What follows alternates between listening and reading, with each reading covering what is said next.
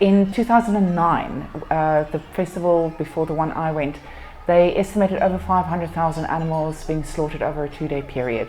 This religious festival takes place in the Hindu community to appease the goddess Gadimai. Gadimai, she brings good luck, she brings good fortune. So if you sacrifice an animal to Gadimai and you appease the goddess, she will bring you good luck. For instance, if you want to win the lotto or have more money, you sacrifice to Gadimai and Gadimai will bless you with money.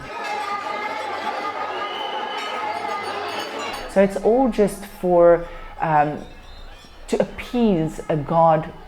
I wouldn't say that doesn't exist, but from what I've witnessed at the festival itself, is a bit of a sham. It was a real culture shock, seeing extreme poverty, seeing the people being exploited for religious purposes, the mass of people just converging on this tiny little village.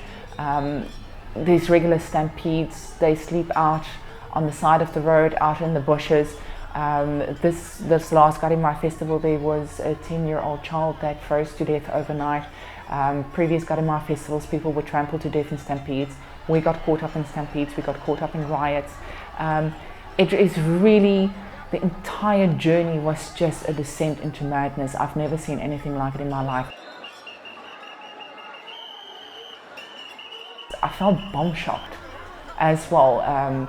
People walk from India, they walk for miles and miles and days on end where they sacrifice the animal that they're going to sacrifice. And then when you get there, the mass of people, the sounds, you have women and men over loudspeakers literally wailing, and it's an assault on your senses in terms of the smells, the sights, the sounds. There's nothing such as personal space. At one point I was caught up in a crowd that I lifted my feet off the ground and I stayed upright because our bodies were just pressed close together, and that was at the point where I thought we were actually going to get trampled in a stampede. One thing that I really took from Gadimai is I couldn't feel angry with the people for butchering these animals the way that they did. I actually felt really sorry for them because they were clearly being exploited. You know, you've got to, if you want to receive a blessing from the high priest, you've got to give them a rupee or, you know, some gift in order to receive a blessing. And these people are so poor that they don't even have 1 rupee to give to the priest, so they would take a knife and cut off pieces of their hair just to give to the priest to receive a blessing, to curry favor from Gadimai because they don't have money to pay for an animal to be sacrificed. So these people are obviously, their desperation is also exploited, and I felt that is a story that I needed to bring to the world as well, that it's not just the animals, that it's an entire circle of exploitation and abuse which needs to be exposed.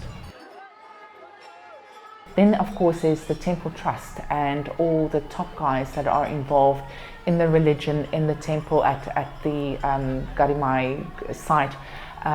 They also, you know, there's a lot of money exchanging hands and people being bought off.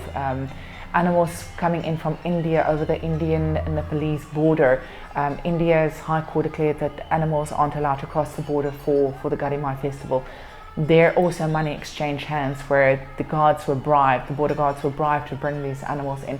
So this is all about money, and then obviously again exploiting the people, the desperation of the people, that the only thing that they have to cling on to is that hope, that faith that their lives will get better, and it just never does.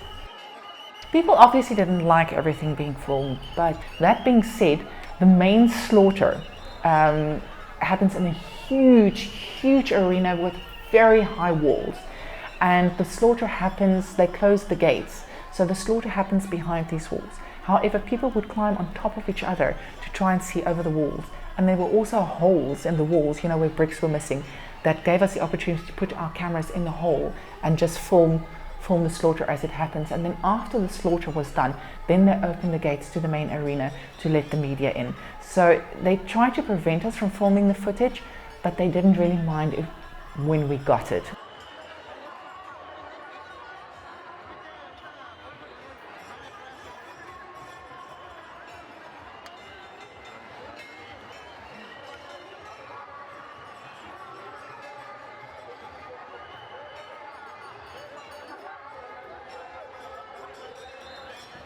when the first 5 luck animals were sacrificed at the banyan tree, they didn't stop us from filming that. It was almost like a proud moment for them. Like, look, we are now sacrificing these animals because the goddess Garima made her appearance. And what made it so brutal is that the more torturous the death, the more the goddess is appeased. So they weren't kind or gentle about the slaughter. And they didn't really mind us at the banyan tree filming it, because for them it was something of pride. But in terms of the main slaughter arena, that happened behind walls, but it didn't escape the lens.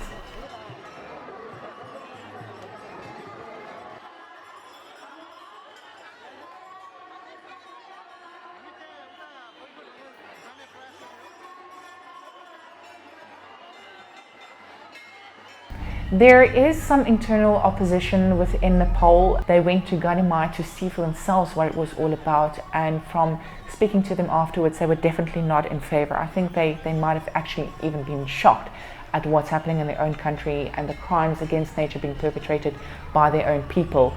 And then after the whole Garima festival happened, a lot of activists gathered in Kathmandu to protest and to hold like a little vigil for the animals that died, and to talk to each other and to bring the issue to people who might not be aware of what is happening. So it's definitely internal opposition in Nepal, and I think this is actually what helped in getting the Nepalese government to say, okay, let's not slaughter animals anymore for the Garima festival.